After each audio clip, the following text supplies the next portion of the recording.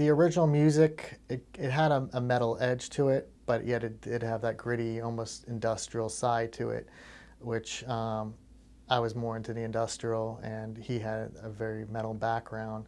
So it was definitely, it was different. I couldn't really compare it to anything, bits and pieces you could hear from, that you could pick out from other bands, but it was an original sound, and it was done on a 4-track, so it was still gritty and low budget, but you could hear the potential behind it. It's like you heard something that could be great. It's just, it was done on a 4-track, and so nothing was taken seriously. I had discussions with Brian at the time, and he had no idea that this would ever be what it is today. He used to tell me if I had a small cult following, that would be the thrill of his life, and it went way beyond that. And I think when it went beyond that, his antics had to get more severe.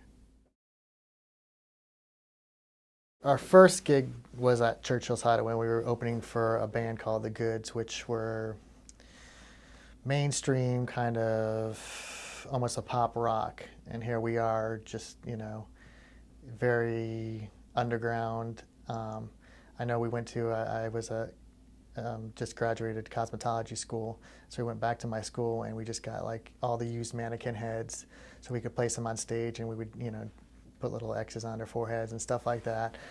It was very low budget. We had a drum machine. Churchill's in itself is a very small kind of just, it's a dive bar that bands like to play at. I don't think there's air conditioning.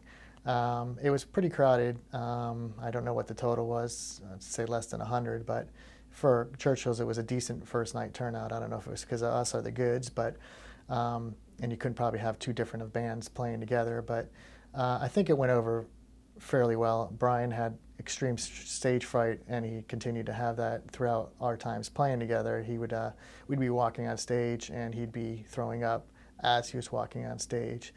I mean, there was times that we're starting a song, and he was nowhere to be found, and he was like, "Okay, is he going to come out and and sing or not?" And but Churchill's was definitely you kind of knew after playing Churchill's that there's something there. It definitely could work, and it had to be refined, and you could see the potential behind it, and you could see Brian's character starting to evolve at that time.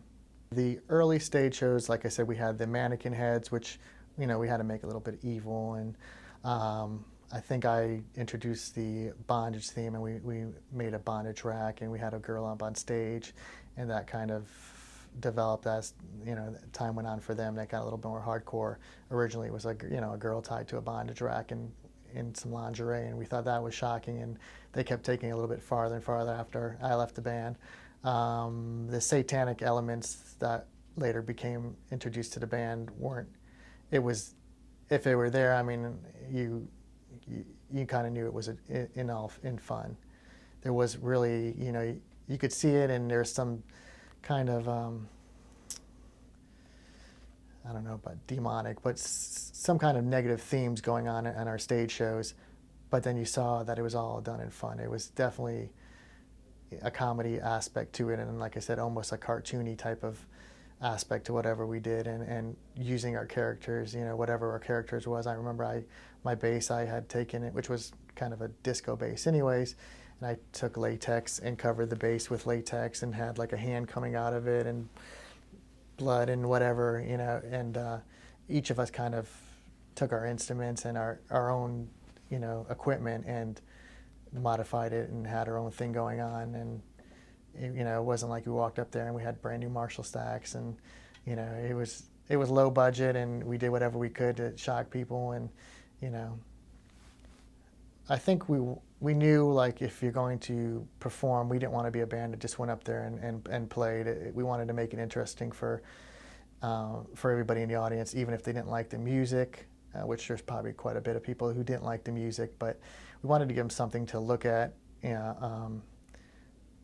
would be disturbing. I mean, we'd have some TVs on stage, and we'd play some videos that were, you had somebody maybe having sex, and then you would have a cartoon or whatever, and you'd mix it up, and you kind of do a little bit of a mind fuck on people.